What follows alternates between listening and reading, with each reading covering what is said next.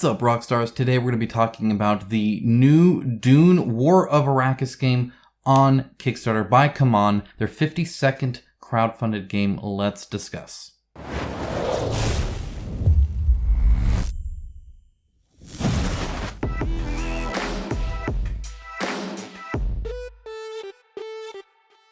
As always, a huge shout out to my patrons and YouTube members. It is through their financial support that this channel is possible. If you appreciate the videos I make every single week for you guys, and you can give even $1 a month, there's a link down in the description below. Thank you so very much. Now, let's go ahead and discuss this, because there's like two sides to this conversation, I feel. The first is the game. So let's just discuss the game before we discuss the campaign.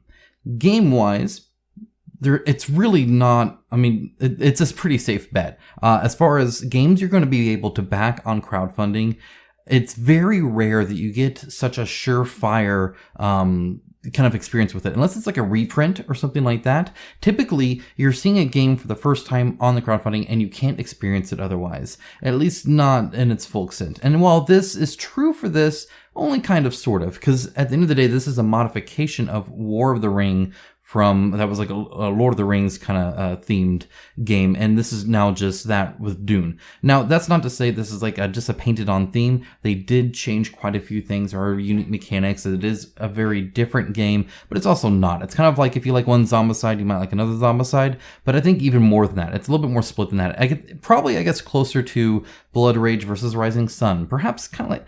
But I feel it's less than that. It's kind of hard to explain. You can take a look at it, because one of the nice things is this video does actually show you quite a bit of the game. It's a very cheap, I don't know, it seems cheaper. It's just text and like some music and animated, pieces moving around. The texts are fine, but normally you get some narration or something like that. Not so much here. It's just, hey, we're going to show you stuff and we're going to like have little blurbs underneath it.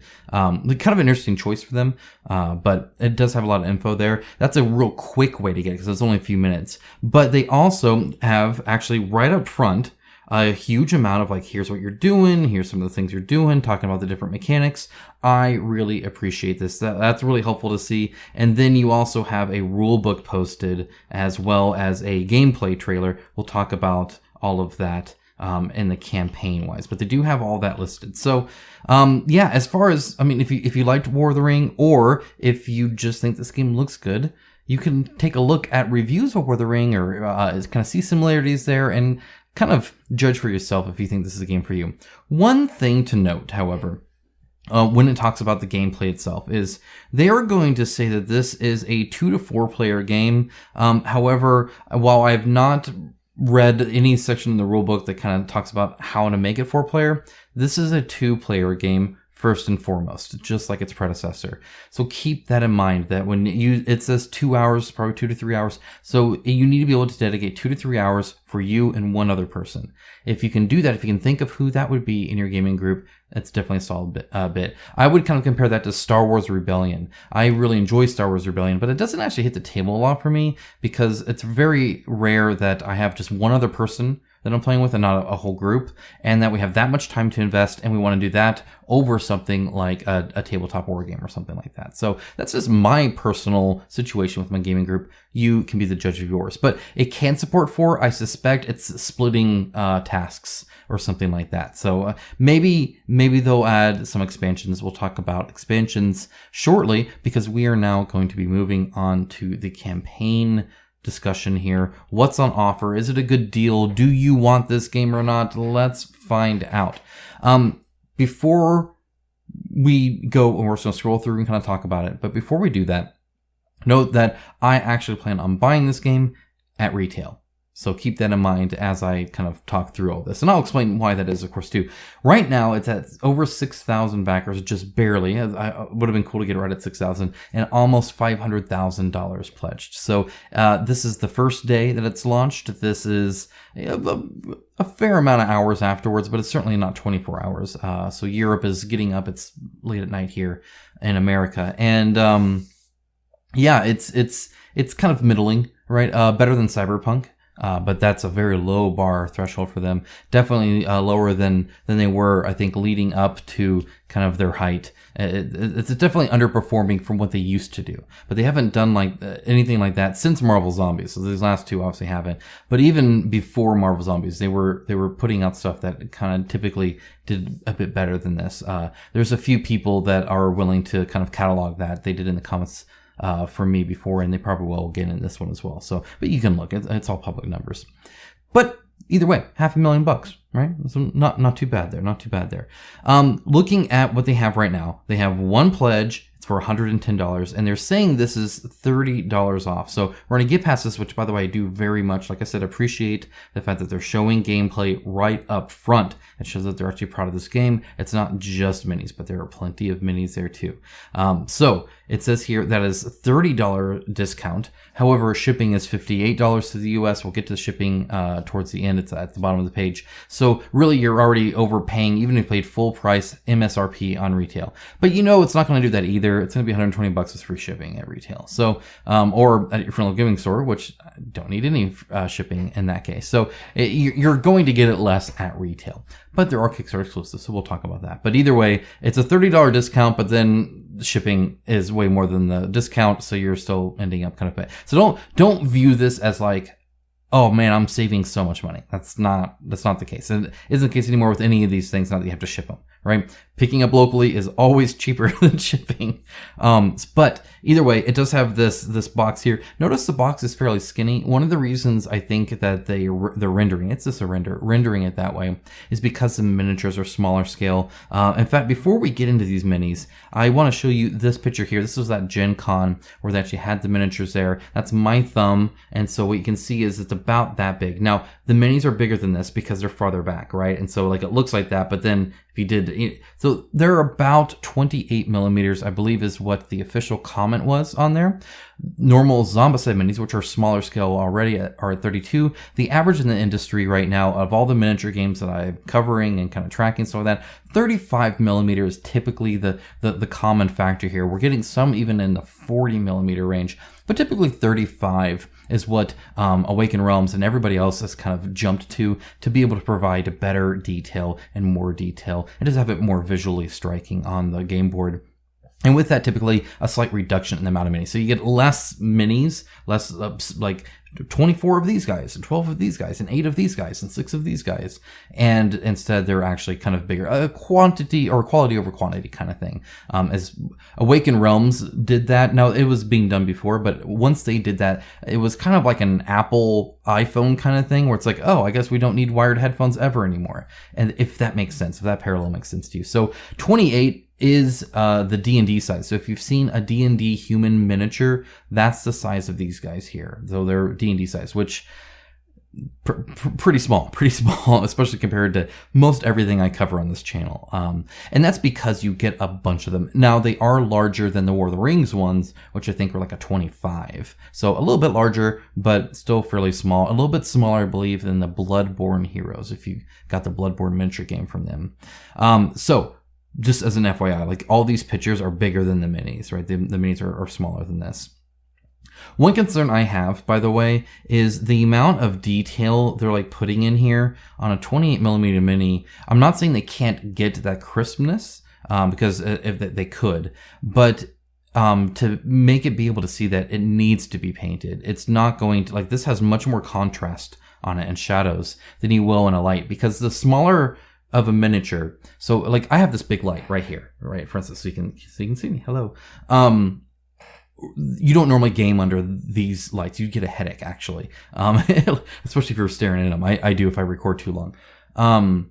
So you're not getting that, but also like right now on my nose, right? This light will cast a shadow, right? Because my nose is big, a big honking nose. But once you get really small details on a miniature, the light just washes over it. It doesn't cast proper shadows. I hope that makes sense. And so you tend to lose detail unless you paint it in different colors or paint in the shadows, because they won't naturally be there, because our light source is much bigger than our miniature, right? It's not like I have a flashlight that's smaller than me. Instead, these lights are massive and they're casting a huge amount of light everywhere, and it's bouncing off walls and stuff like that. And you have this little tiny mini with a nose that's that big off off of its face, right? It's proportional to the face, but that's because the face is that big. So just as a quick explanation on that, I do worry that these won't look as good unpainted when they're actually miniatures. So normally when you go that small, I mean, look at some of the detail in these. The renders look great. I really like the detail that they're showing, but I want renders to reflect a final product and not just, here's this digital STL that we can put on here and sell these renders when I'm not getting renders, I'm getting miniatures. So I want the miniatures to look good. I think the best sculptors in the industry are ones that are more intimately aware of the final product that they're making something for and designing appropriately. When, for instance, Joan of Arc minis, they're 15 millimeters, so they're very small, but they're designed with 15 millimeters in mind so that the details on them actually look great, and they're designed to where they're not over encumbered and stuff like that. So that you kind of have to keep that in mind. So I feel like they didn't do that here. This is just as if it was a regular miniature, and I do worry about the quality. I don't think it's going to be their best quality on that, just because of how small they are and the fact that they didn't adjust their design for that. Moving on from that, as you can see, you get quite a few things here. It's going to be interesting to get two different versions of Paul. I'm assuming you can't have both out at the same time. There's like, oh my gosh, I'm a messiah, and oh my gosh, I'm just some like kind of awkward 15-year-old boy. So I don't even know how long you would like use him, because like by the time he gets into the desert, he quickly transforms, but whatever. Anyway, you get a whole bunch of different stuff here. There are some honestly cool ones. These are all cheaper miniatures. And what I mean with that is it costs much less to make them. Very few of these are going to be multi-part. Most of them are single cast. You can fit quite a few of those, and they're smaller on the steel molds. So it is much, much, much cheaper for Command to make these than it would be for some of these more dynamic multi-piece miniatures that are larger. That takes up a lot more of the steel mold, and that's where the cost comes from. That's the thousands of dollars, is that steel mold. The more you can cram on there, the cheaper it is for you to make them. So they're definitely doing good there. But these minis, yeah, see, like holding the helmet under, I worry that's gonna be so small. It's gonna be so small. But I really like the personality a lot of these have. Like this guy, he's exuding personality. I really like this one. They do have the Baron floating, which is kind of cool. He's got his little suspensors and stuff like that to keep him going up. And so some of these are pretty good. And like I really like the Sadakar here, the like Emperor's people. Just very cool kind of pose. I really dig that. So you also have these ships. This Omnithopper, I can never say the names right, is about the size of one of the people. So about that big, right? Is about how big that is. So all of these renders, of course, are larger. And then here are the worms. And again, you can kind of see the size of the worms. They're about 1.5 to 2 minis tall. So if they're 28, they're about 40 millimeters tall, perhaps a bit larger. That is the size of a hero in Oathsworn. So if you have Oathsworn and get one of your heroes out, that's about how big the worms are. They're decent, but certainly when it comes to like the lore, they're teeny tiny, just born babies that could like barely swallow one of the guys, which kind of makes sense. You can have these big honking things on the board. It wouldn't match because you're getting like 4 of them, so you're getting quite a few. There's the map. You can kind of see that. It's Dune, so there's a lot of desert, but I think it works. So they have still quite a bit of interesting stuff there, especially the outcroppings around.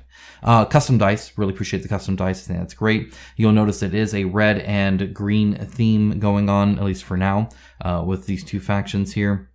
And of course, a whole bunch of tokens and blah, blah, blah.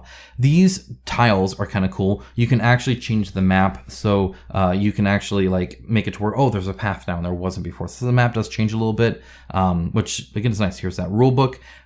Hey guys, interjecting real quick to let you know that there is an expansion now. The Spacing Guild expansion is $40 on Kickstarter, $50 MSRP, and it adds a whole lot of ships and essentially a board that goes around that you can kind of do different actions to bring reinforcements in from there. So it has some ground units, mostly space units. It also has a very cool miniature, the Space or the Guild Navigator. I apologize. It looks super cool, of course. That being said, again, it's only $10 off MSRP. It'll cost more than $10 to ship, so you'll end up paying more. I'll be on the lookout to see if they add Kickstarter exclusives to the expansion to kind of FOMO you into that. Otherwise, again, you are still cheaper going retail, and it's not a Kickstarter exclusive. It will be going to retail, so you'll be fine waiting for that as well. There is a exclusive gameplay with Jesse Quackalope. He has a partnership with Command to get these exclusives. The one bummer I have about that and is exclusives, not because I wouldn't have offered to make one anyway. I don't do playthroughs, so I'm at no loss here.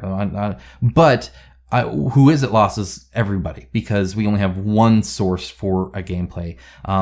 Command does not do a lot of outreach when it comes to getting review copies out and allowing people to kind of make what they want, because they sell these kind of exclusives that, you know, are like, okay, you are the only one going to have that, which is great for Jesse, but bad for consumers because there's less options. I much prefer a nice long scroll of a whole bunch of different people that are speaking different languages, that are showing off the game, talking about it, so that you guys in Germany, shout out to you guys, can see a German person playing it in German. I think that's awesome, and I love seeing stuff like that. Or whatever it might be, French or anything like that. Like, it's just really nice to have options. Even if it's all English, just having different people play it is super beneficial. So I don't really care for exclusives because it limits the ability for consumer to see more options. It's a singular option now. So that's kind of a bummer. I don't like seeing that. I would like to see more people. And again, I wouldn't be one of them. And I'm okay with that. I don't want to be one of them. To just have options. I think you guys should be able to see the game played by a whole host of people. That being said, there is a tabletop simulator, which is great for them to do. So you can actually check that out. Maybe get a game in. You'll have to get some buddies, of course, but you'll be able to kind of play through it, which is super cool. Sponsored is for 2-player games only. That's a component thing, and because I think the 4-player will come later. We'll talk about that. Shows pictures of them painted. They look great. This is probably about the size they are, so you can kind of see, actually, I don't know, they may still be a little bit smaller than that, actually. But either way, once you paint them up, they look quite good, assuming you paint like that. But okay, every other stretch goal is exclusive, and there are just a whole bunch of other characters, really. So you get these alternate sculpts, but that'll be in retail, alternate sculpt, extra sculpt, right? All these different things to make it a variety, because if you recall the list of miniatures here, you're getting 16 of these and 12 of these and 6 of these and 8 of these, right? So it's making those, or this one you get 24 of these, right? So a huge amount of the same mini, which again is like pennies, right? So they're making alternate sculpts so that they, have a little bit of variety. There's no gameplay there. The gameplay would be in these characters with their planning cards, and these are pretty much all, as so far, Kickstarter exclusives. So that's where you get a lot of the kind of variety there. Now, if it's anything like what I've normally experienced with Command, it's their stretch goals actually kind of ruin the game because they're not nearly as play tested. They're not as balanced because you get so many, and it's pretty much impossible to balance. Once you have like 30 different options for characters, you're not going to balance all 30 of those characters. It just doesn't work. So you're going to get one that's, way overpowered or whatever, to the point where you're only playing with the Kickstarter exclusive ones, and then the game's too easy, and then you shelve it. At least that's my experience. But maybe not. Maybe they're knocked out of the park here. It would be the first time I've seen it, but that'd still be very cool. Now, they did eventually start doing this, so they are upgrading components too. This is big. Normally, Command does one of two things. They either run a campaign that is just spamming the characters, right? Spam, like a Zombicide style one, where you just get a ton of Kickstarter exclusive people that you get to pick from. So you have like 72 freaking options or whatever. Then they do some that are like Rising Sun, where instead of a whole bunch of these Kickstarter exclusive like characters and stuff like that, they focus on upgrading the materials. They did that with like Hate and stuff too, where everything's, now a plastic token and stuff like that. It looks like they might be doing a mix here, which is kind of interesting. Normally they pick one or the other. So it is Kickstarter exclusive, but they are upgrading the village tokens to miniatures. I actually always appreciate that more. I like the kind of the pimped out version more than the spam of characters that typically just break the game anyway. So I much prefer this. I'm really glad to see that. They do have like a bag here, and notice this is Kickstarter exclusives 2 in a row as well, 3 in a row once you get to this one with another character. Whoop, didn't mean to click that. So really, they're really kind of going heavy into the KSCs now. Don't back for the KSCs. Trust me, no game. If the game is only good with KSCs, you don't want the game, in my opinion. So I'm sure it's great anyway. We'll talk about that because we're at shipping information. Yay. Okay, so here's what they have currently. Right now, for the US, $58. That's for the Harvester Pledge, which is the core box. People asked, hey, it cost me $110, and you want me to pay another $58, and we're one of the cheaper ones. Look at that. If you live in Alaska, you might be paying $120. Or if you live in any of these places, $154, $140, $123 to all the. I mean, it can get pretty expensive. So anyway, they're like, why am I paying half the cost again in shipping? What they said is we're including stretch goals because, as we know, stretch goals are fake. They're just there to kind of drum up excitement and slowly reveal what your total thing is. So that's why they already have all the renders, all the images with them, all that. They just have to change the number in there to kind of adjust when they first post it up. So you have all the artwork, they have them all rendered, so they know how many stretch goals they're planning on adding into here, and so they're taking that into account. That doesn't help you though, because right now it's only the Harvester, which is only the core, and I fully suspect, we all know there are going to be expansions, and those expansions are going to add to that shipping. So to take the 58 and add more to it. I suspect, honestly, to have it probably double, which means you're looking at about $100 in shipping to get this if you get all the expansions. Now, I'm sure that's a lot of game. I'm sure it's a lot of game.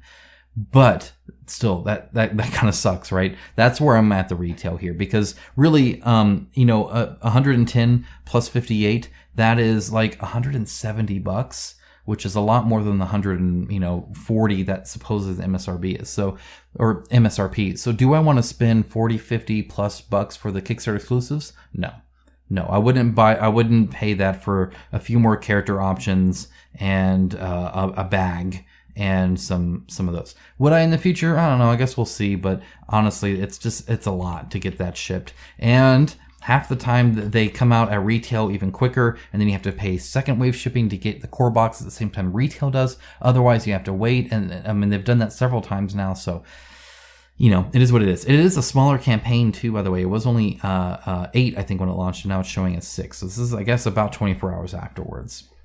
I didn't realize it had been that long. Or maybe I'm wrong. I don't know. Maybe it went from 8 to 7 real quick. Either way, it's about 500,000 with 6 days left to go. So less than a week. It's a very quick campaign that they're launching here.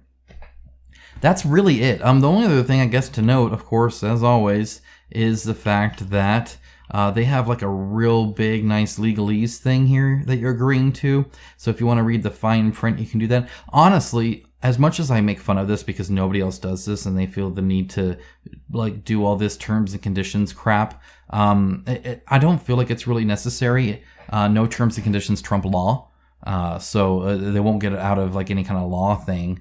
If that's your concern, and then in which case, like, there's nothing here that other people aren't doing anyway. It's not actually that bad. I just don't know why they feel the need to list it. That being said, it will be a donation. So they do mention a donation if you don't do it in quick enough. And of course, they can cancel at any time on you. But just the normal stuff to protect them. It's just kind of funny to see them do that. Anyway, that's it, guys. That is Dune Imperium. You can play it right now. You can read a rulebook. You can watch the single video they have on it. When it comes to community outreach, they don't really do any outreach to the community. Obviously, if you back it, you will never get a response from them again on this campaign because once it closes, they'll stop responding to comments and whatnot like they always do, and do the typical thing. But yeah, it looks like a good game. It does. I know I can be negative in the way that they market it. And the deal that you get with their Kickstarter, which isn't a deal at all. You're paying premium for the Kickstarter exclusives. They are not free. You're paying more than I will, so I will get the game cheaper than you. If you back the Kickstarter, this is how it works now. You're buying the more expensive version. Retail is definitely the way to go. So that's how I plan on getting it anyway. But I am excited to play it. I always wanted to play War of the Ring. I've been getting into the Dune IP, and obviously an ability for a game designer to kind of go back to their creation and adjust it and make little tweaks and stuff like that, I mentioned is really enjoyable, and I would like to kind of experience that. So I do plan on getting this retail. So I'll still let you guys know what I think about the game. I just won't be paying through the nose for it, thankfully. Anyway, that's it. That's all I had. Guys, have a great rest of your day. Take care, guys. Bye.